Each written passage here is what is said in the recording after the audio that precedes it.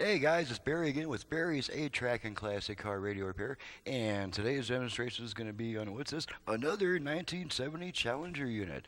Yes, this is the day for Challenger units. I did a bunch of them, about 7 or 8 of them all in a row, mass production style, so I could save a little time on each one. This unit comes from George in Gainesville, Georgia. So this one's coming about half a country away, and a customer has requested a modern FM conversion with the USB reader feature.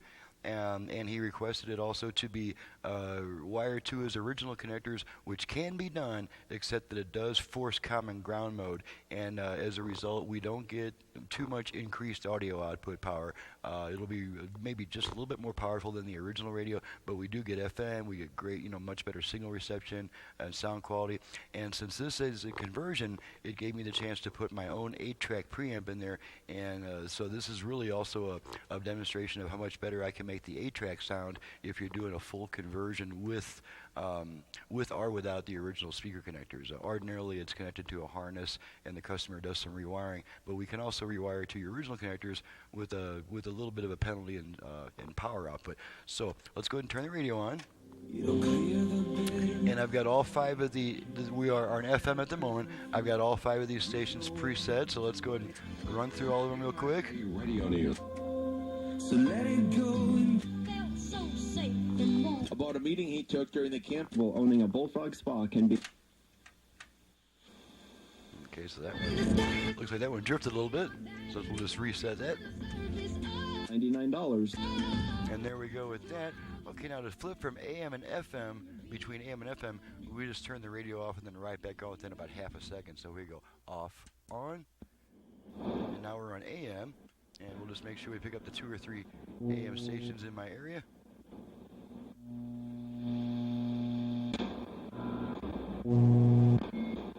Peaceful body, peaceful mind. There's 1. Peaceful. There's 2. And then we get the strong one in a little while.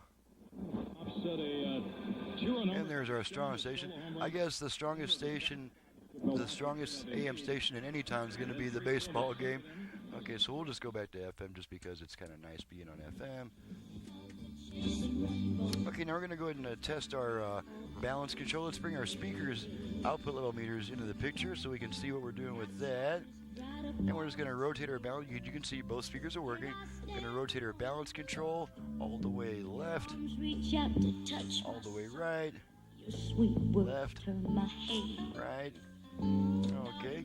And since the customer only has a 2-speaker system, or actually probably a 3-speaker system by the time it gets behind his dash, there's no virtual front rear fader function because we're only using the original 2-speaker outputs on the unit.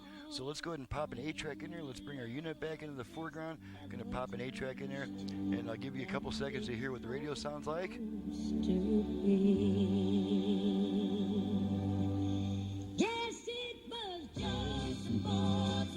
Okay, now you're going to hear how much brighter I can make the 8-track sound. I'm going to pop some Anne Murray in here, and just keep in mind that you can always turn the tone down if it's too bright, but a lot of these older 8-track tapes have lost a lot of their treble, so that's why I build extra treble into this thing. So here we go.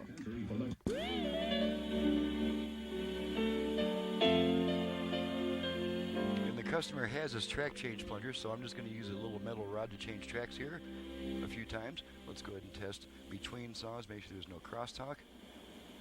Okay, it's perfect silence except for the tape noise, of course. And we might be okay. So we're going to switch tracks a bunch of times.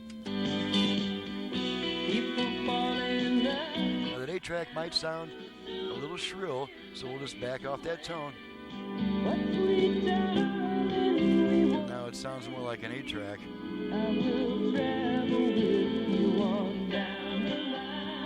Okay, switch again.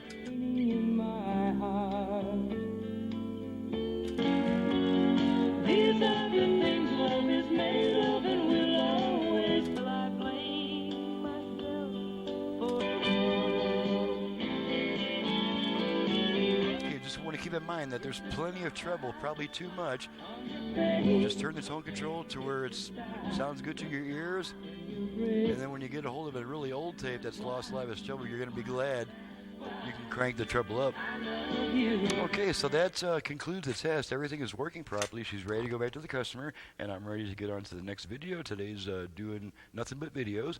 This is Barry with Barry's 8-track and classic car radio repair. If you have a classic car AM radio, needless to say, I can do an FM conversion on it, increase the output power, add features like the USB reader. We have not checked the USB reader yet. Let's do that real quick. Okay, let's bring our unit back into the foreground. Alrighty, and let's turn the radio back on. Now here's our USB receptacle, and the customer buys a USB extension cable to bring that port within easy reach. And on this little USB stick, I've just got one of my songs recorded off my CD, so we're just going to pop it in there, make sure that it switches over from the radio and starts playing. You see it flashing. And there's my song. Guys didn't know I was a published songwriter, did you? Yep, I have a CD on the market. This is a song off that CD.